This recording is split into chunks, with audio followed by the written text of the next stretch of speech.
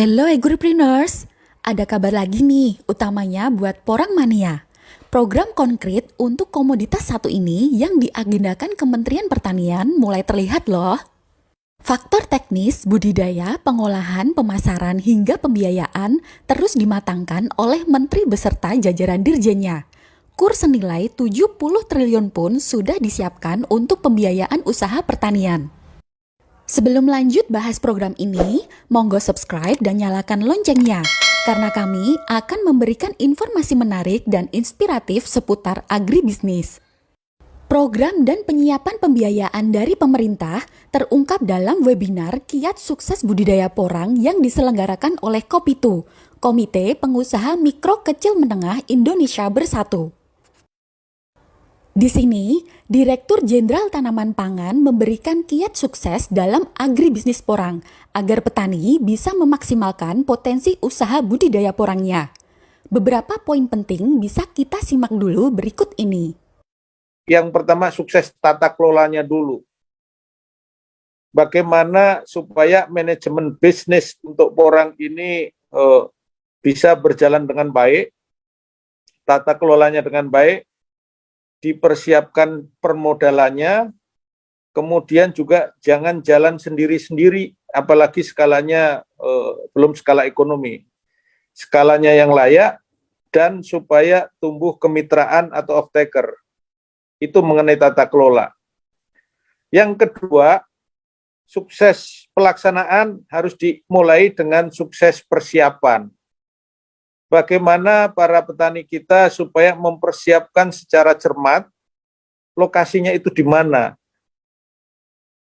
proses budidayanya melalui metode apa, tahapannya apa, kesiapan petaninya, dalam proses pelepasan varietas beberapa lagi yang sedang usul kita proses, dan bahkan sudah mengembangkan untuk benih itu tidak hanya dari katak bulbil, tapi juga sebagian petani sudah mengembangkan dari bijinya, biji bunga, kemudian dari umbi katak.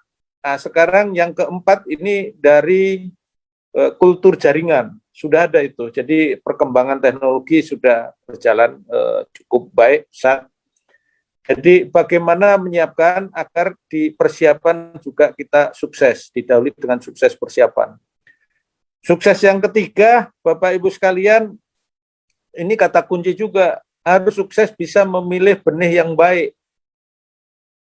Benih yang baik. Misalnya kalau mau menggunakan benih dari katak, itu ada grade-nya. Ukuran besar, medium, kemudian grade yang kecil. Harganya pun juga berbeda. Kemudian juga unsur-unsurnya dicek, kualitas penampakan fisik dan seterusnya, sehingga akan menghasilkan nanti apabila ditanam juga akan menghasilkan yang baik. Jadi sukses memilih. Kalau sudah sanggup untuk memilih selain katak, silakan juga mau pakai biji, mau umbi, atau yang lebih mau kultur jaringan sudah disiapkan dan sudah ada itu ya. Kemudian dalam memilih bibit juga supaya barang itu setara dengan uang. Jadi harga kuncinya. Ada harga yang sekarang 2.500 per biji. Mekanisme pasar ini supaya dengan cermat sehingga investasi untuk bibit yang komponen terhadap struktur biaya ini tinggi bisa dipilih yang baik dan harga yang wajar. Jangan mahal. Sukses berikutnya, sukses budidaya. Kalau aspek budidaya, saya kira kriteria syarat tumbuh ada di Google dan semuanya. Sebagian besar tanaman ini bisa hidup mulai dari ketinggian 0 meter di atas DPL hingga 700, tapi yang efektif lebih bagus itu antara 100 sampai 600 meter DPL dengan naungan sekitar 60%. Jadi tanaman tumpang sari ini bisa di bawah pohon jati, bahkan di sidrap itu integrasi dengan pisang. Di antara pohon pisang ada porang. Teknik pemupukan sederhana, tidak seperti tanaman lain, sehingga mudah dibudidayakan, termasuk pengendalian organisme pengganggu tumbuhan juga tidak sulit, bisa dilakukan. dan supaya diperhatikan mengenai musim saja. Musim 1 itu sekitar 8 bulan, nanti masuk musim 2 itu 8 bulan berikutnya, musim 3 8 bulan berikutnya baru bisa panen. Ada yang nggak sabar panen duluan, begitu juga ya. Jadi bervariasi di lapangan, tetapi ikuti pedoman good agriculture practices yang sudah disebarluaskan. Bukan hanya sukses budidaya, tapi yang berikutnya yaitu sukses dalam hal panen dan pasarnya. Secara harga break-even point, sebenarnya harga sekarang juga masih di atas break-even point. Tetapi ada beberapa petani sudah mulai, waduh panen ini harga turun dan seterusnya. Ingat bahwa harga porang ini harga yang paling bagus diterima saat ini. Bahkan di saat tertentu sampai 14, 13 ribu, 12, 10, sekarang 6 ribu, 7 ribu, 8 ribu, itu pun masih sebenarnya visible dibandingkan dengan komoditas lain. Masih bagus, tetapi bagaimana menjaga, ada beberapa kebijakan, beberapa daerah melakukan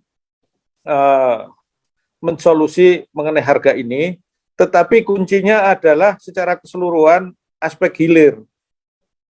Industri hilir supaya tumbuh, supaya bisa masuk kemitraan, itu dibangun. Potensi pasarnya masih banyak di dalam negeri, itu baru 10%. Pasar luar negeri ekspor juga besar, silakan yang diekspor bukan umbinya, tetapi harus dalam bentuk chip atau tepung, bukan umbi. Kalau ekspor bibit nggak boleh, atau harus diolah, sehingga yang diekspor adalah dalam bentuk chip atau dalam bentuk tepung. Agar dapat mengusahakan porang dengan skala ekonomi seperti yang disampaikan Dirjen Tanaman Pangan, tentunya pembiayaan usaha tani menjadi salah satu hal penting. Alternatif pembiayaan ini bisa melalui kredit usaha rakyat atau yang biasanya disebut KUR. Program pembiayaan ini sudah dipersiapkan Kementerian Pertanian yang memiliki total plafon 70 triliun rupiah. Memang modal adalah hal yang utama, di samping memang kita harus dengan digitalisasi dan sebagainya.